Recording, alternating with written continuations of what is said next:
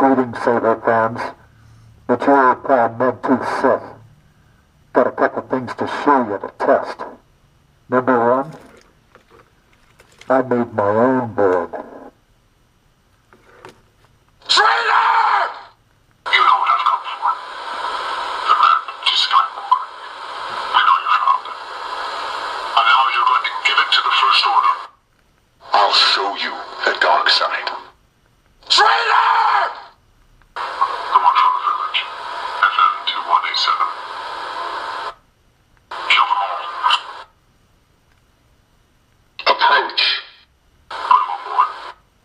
Come forward. Stand here. Search him. Stand here, beside me. Do you want Megtooth Sith to do a video review of The Last Jedi? Yes. Are you sure? I give my consent. Very good. We are finished here. You may go. You may go. Go now, and discover your true power. I'll be watching. We are finished here. You may go. Good. Excellent. You know what I've come for. The man, Skywalker. We know you found it. And now you're going to give it to the First Order. I'll show you the dark side. So just really quick, I had made one of these Adafruit SoundFX boards for Mike Perez. I mean, he's the one that sent it to me and told me about it. And, you know, he already messaged me and said, hey, look, you know, the switches aren't comfortable inside the glove, and, you know, we got to come up with a better plan. So I put the switches inside the glove. So the actual contact of the switches is inside the glove. Approach. Instead of the soldering and the wires being inside the glove, now the switches are inside the glove, and the wires and the solders are all outside the glove. And it still fits inside the glove. It's still not extremely comfortable. Traitor! But Anything else? You know what I've come for. The man, Skywalker. We know you found it. And now you're going to give it to the First Order. I'll show you the dark side. But you know, the buttons work good. They work just as good as they did, you know, the way it was configured before. So basically, the buttons are facing the fingers now, and the wires and the solder points are facing out. So that worked out really good. Now I couldn't tell if you know, I was also talking through My voice changer a little bit. So I asked during the video when I was Kylo Ren if y'all thought I should do a video review of The Last Jedi, and you know what? I don't care what y'all think, because I'm going to do it. There's been a lot of hate and all out on the webs about the Last Jedi. You know, with any Star Wars movie, every Star Wars movie except A New Hope has stuff in it that you know, I just disagree with. I mean, Empire Strikes Back, you know, I thought Cloud City was kind of cheesy. It almost looked pastel-y, fake, arty. It didn't look real. I didn't like that part of Empire Strikes Back. Return of the Jedi, of course, the Ewoks, you know, the Phantom Menace. You had well, Jar Jar Binks. I mean, Jar Jar Binks was really the worst part of the Phantom Menace. You know, the Clone Wars, it was just kind of blah. It was kind of a boring, it wasn't that great of a movie.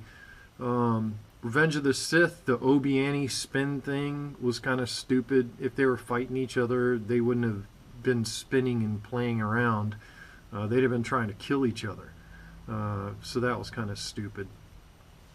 And you know, the Force Awakens, I like that movie quite a bit. You know, there were some scenes in there, you know, I understand the conflict in Kylo, but, you know, I thought in there, you know, some of the conflict was a little bit overrated. I mean, you could see where they were going to take this character. He's going to be awesome. Then we get to The Last Jedi. Oh, by the way, Rogue One was awesome. There wasn't one bad thing in Rogue One. It was awesome. That's why it's up there. You know, I'm like a New Hope, Empire Strikes Back, Rogue One kind of guy. Those are my top 3 ratings. Let's talk about The Last Jedi. You know, a lot of lifelong, and I'm a lifelong Star Wars fan. You know, I was born in '71. You know, I was 6 years old when A New Hope Star Wars came out in the movie theaters, and went and watched it with my dad. I was actually in Oklahoma City, Oklahoma, when I watched Star Wars for the first time. We were there visiting my aunt and uncle.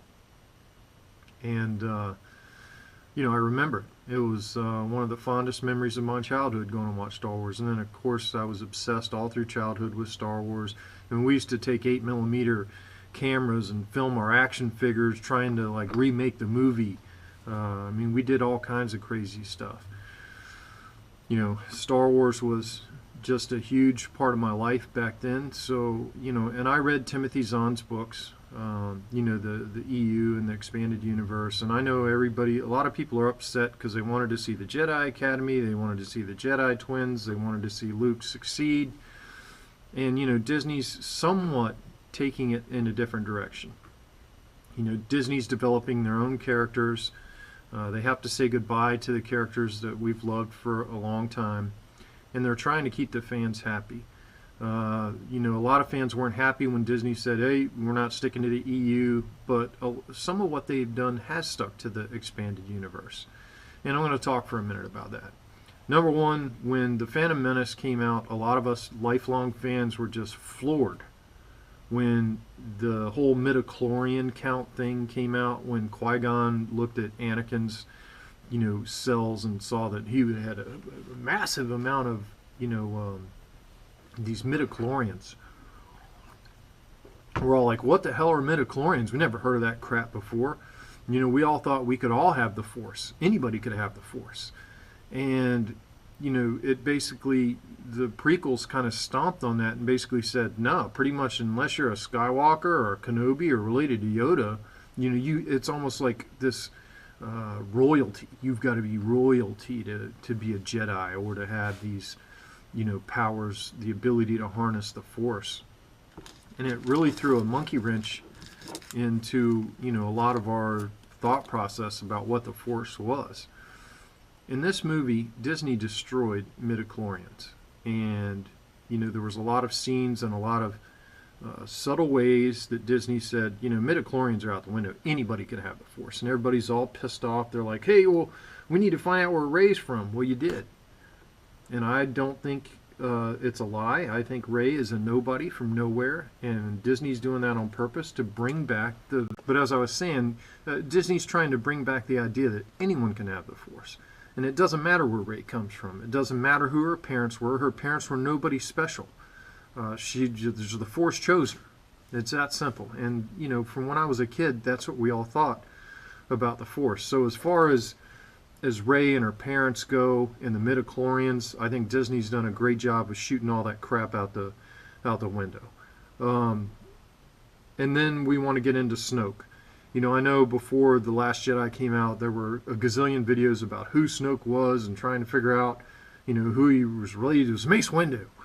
Come back from the dead. You know, it was all these crazy things. And in the end, you know, when you went to go see The Last Jedi, and you're like, doesn't matter who Snoke is. He's dead. And no, I don't think he's, you know, he's death was faked. He's still alive. He's dead. Snoke is dead. Get over it. He didn't matter. He was inconsequential. And Kylo Ren is now the Supreme Leader. And that's awesome. That whole throne room scene harkened back to Return of the Jedi. You know, that scene between the Emperor and Luke and Darth Vader is one of my favorite scenes in Return of the Jedi. And to have this scene, which it was a new twist on similar confrontation, but it was a new twist. And to get the Praetorian Guards involved, I thought was awesome. That whole scene was, my favorite in the whole movie. That scene was just awesome. So as far as Snoke dying, I don't care. I don't care about Snoke. I don't care who he was. I don't care where he came from. To me, he's inconsequential. Kylo Ren is more powerful than Snoke. Kylo Ren was more powerful than Snoke. Kylo Ren is more powerful than Snoke. Kylo Ren is the most intriguing character ever created in the Star Wars universe, in my opinion. He's awesome. And, you know, a lot of people, I guess, just can't get over it. You know, could have done without the whole shirtless Kylo Ren scene.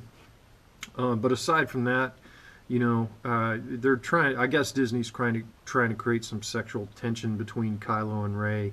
I don't buy into that. I don't think Rey's attracted to him. I don't think he's attracted to Rey. I think there's, you know, some other kind of relationship brewing there. And by the way, the scene with Chewie and the little bird things, I can't even remember what they're called anymore. But, you know, I realized those characters were created to merchandising and branding and selling money, but like the Ewoks weren't and all that crap. But that scene with Chewie and them, I thought was the Porgs. I thought that was awesome. That was the only moment of humor in the movie that I agreed with Rian on. The rest of the humor, you know, could have done without. But that moment with Chewie and the Porgs was funny. When he was about to eat that porg, and they're all like looking at him like, "You're not gonna eat my little buddy." But at any rate, that's the only thing I have to say about the humor in the film. So, and then you know, lastly, I'm going to get into talking about the Skywalkers, Luke and Leia.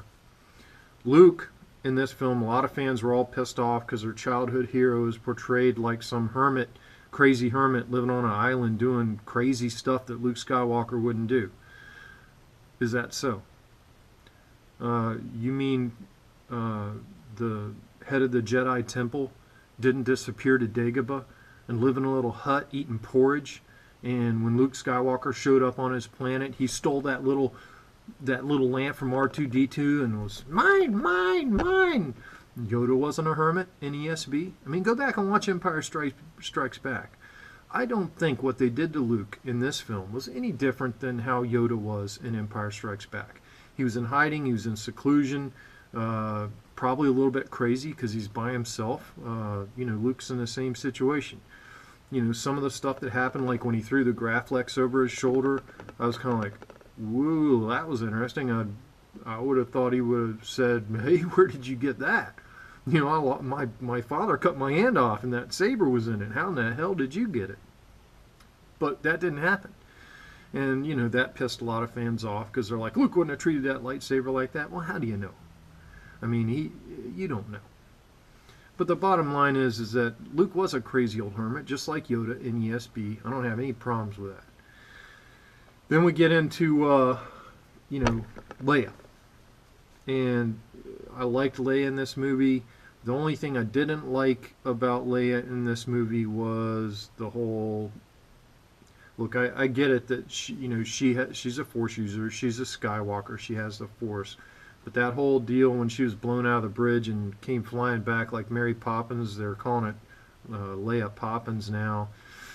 That was a cringy kind of moment for me. I was like, you know, that's great if she could use the Force, but why not, like, right when she got blown out of the bridge, if she could, you know, pull herself right back in instead of, you know, being out in the vacuum of space where she would have died from decompression sickness and everything else. It was just a little cheesy. I get it that they were trying to do some kind of tribute to Carrie Fisher in the movie, but I think they could have done a little bit better with that. The casino scene I thought was pointless. The code breaker, looking for the code breaker, I thought that was a huge waste of time. In fact, the third time I went to see the movie, I actually fell asleep during that scene. It was a yawner. It didn't fit in the movie. But everything else, including, you know, busting hyperspace through Snoke's ship, I thought was a freaking awesome scene. That scene was awesome. And, you know, but in totality, the movie in totality, I thoroughly enjoyed it. I thought it was an awesome, I thought it was a perfect fit in the Star Wars universe, and that's from a lifelong fan, including a lifelong fan who's read all of Timothy Zahn's books. I don't think Disney's going to harm the franchise. I know a lot of y'all think they are, and a lot of y'all are all panties in a wad about Luke. And Luke was holding the wrong lightsaber. Well, I think that was a bit of a hint that it wasn't really Luke. It was a Force projection, which the Force projections are now canon. You know, there's situations in Rebels and Clone Wars where, you know, Force projections definitely happen. It was a good movie. So in the end, you know, I rank The Last Jedi definitely up there above the prequels. I'm not sure, you know, how I'm ranking it yet. I still need to think about it. I've seen it 4 times now, and I'm going to let that rest, and I'll watch it when it comes out again on Netflix or whatever it comes out on. But the bottom line is that I'm not freaking out. I think Disney has Star Wars universe in good hands, and basically I support the movie 100%. There were some scenes I could do without. There was, you know, but that's with every Star Wars movie, just like I said at the outset. But the bottom line is that I think it was awesome, and I'm happy that Kylo Ren's the supreme leader, and I can't wait to see where this thing's going. It's going to be incredible. The kid with the broom scene at the end. Anybody can have the Force. That's where Disney's taking it back. So everybody relax. You know, I think Disney's going to be all right. Thank you all for watching. I know this had nothing to do with lightsabers, but listen, if you watch my lightsaber videos and you're enjoying them, then like and subscribe to my channel. Comment on my videos. I hope you comment on this and blow it up, because some of you crybabies out there are really making, you know, a mess of this. It is what it is. It's Star Wars. Let it be. Everybody relax. It's going to be okay. So may the Force be with you, and Megtooth Sith signing off.